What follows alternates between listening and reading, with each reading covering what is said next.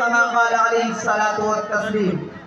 الہی رونق اسلام کے سامان پیدا کر، الہی رونق اسلام کے سامان پیدا کر، دلوں میں مومنوں کے الفت قرآن پیدا کر۔ صدر محترم، اسٹیج پر رونق افروز بزرگان دین اور حاضرین جلسہ،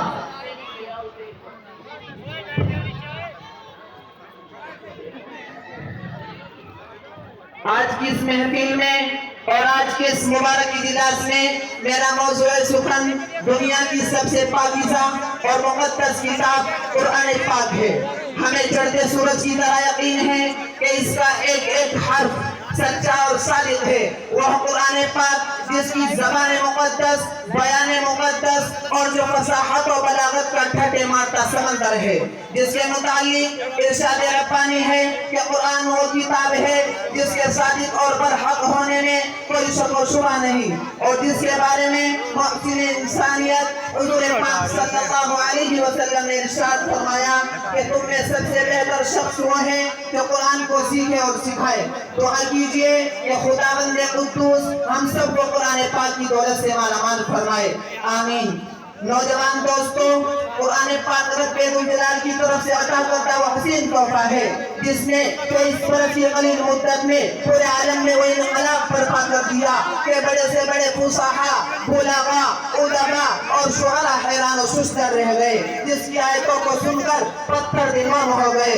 دوستو، یہی وہ قرآن ہے جو رہتی دنیا تک کے انسانوں کے لیے سراپا ہدایت اور رحمت ہے۔ یہی وہ قرآن ہے جس نے رسول کی رسالت کو اعزاز بخشا۔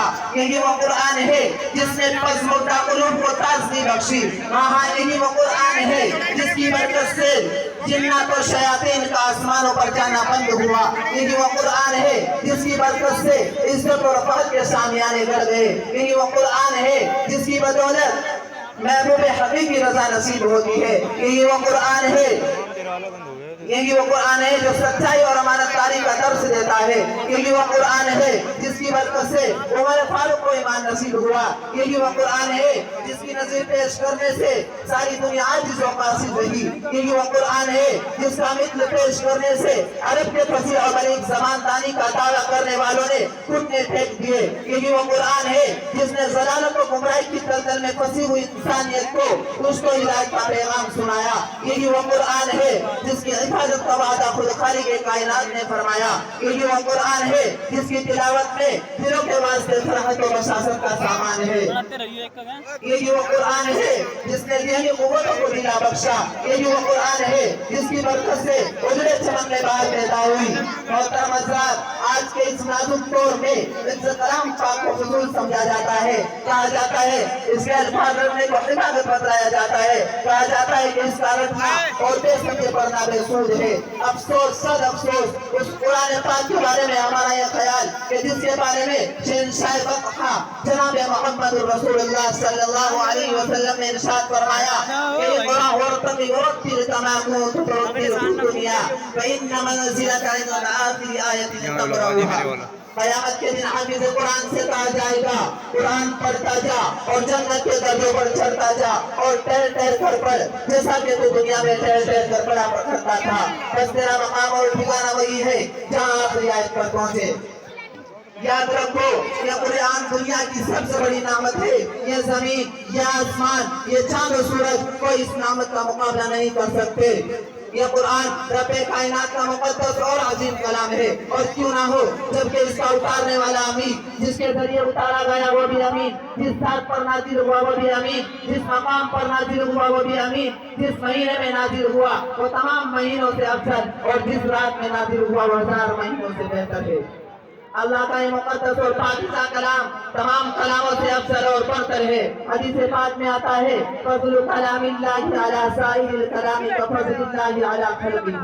اللہ کے کلام کو سب کلاموں پر ایسے ہی فضیلت ہے جیسے کہ خدا تعالی شانہ کو تمام مخلوق پر اللہ کا دلارا خدا کا پیارا نبی ارشاد فرماتا ہے کہ جس نے قرآن پڑھا اور اس پر عمل کیا اس کے بارے کو کل قیامت کے دن سورج سے زیادہ روشن تاج پہنا جائے گا۔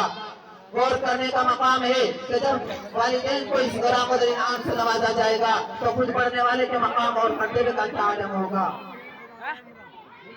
حضرات قیامت کا میدان ہوگا 10 ایسے آدمی جن کے لیے جہنم واجب ہو چکی ہوگی حافظ قرآن اپنے رب کی بارگاہ میں سفارش کرے گا پروردگار عالم اس کی سفارش قبول کرے گا اور ان کو اس حافظ قرآن کی برکت سے نجات عطا ہوگی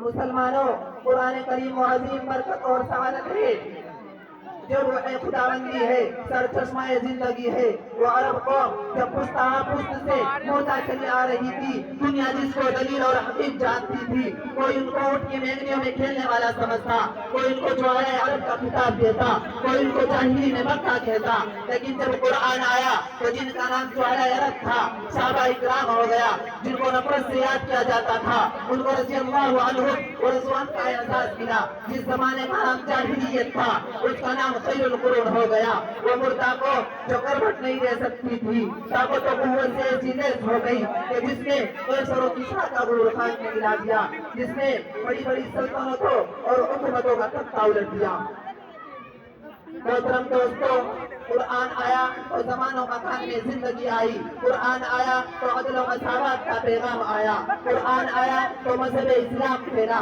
قرآن آیا تو مردہ قوم زندہ ہوئی قرآن آیا تو قیصر و کسریٰ کا غرور خاک میں ملا قرآن آیا تو باطل کے لہراتے جھنڈے ٹوٹ پڑے قرآن آیا تو کفر و شرک دم توڑ گیا قرآن آیا تو ساری کائنات کو نور ملا قرآن آیا تو انسانوں کے پجاری خدا کے پرستار بن گئے قرآن آیا تو توحید میں ایمان ملا اسی پر میں اپنی تقریر کو ختم کرتا ہوں اللہ تعالیٰ تمام مسلمانوں کو قرآن سیکھنے سکھانے اور اس پر عمل کرنے کی توفیق عطا فرمائے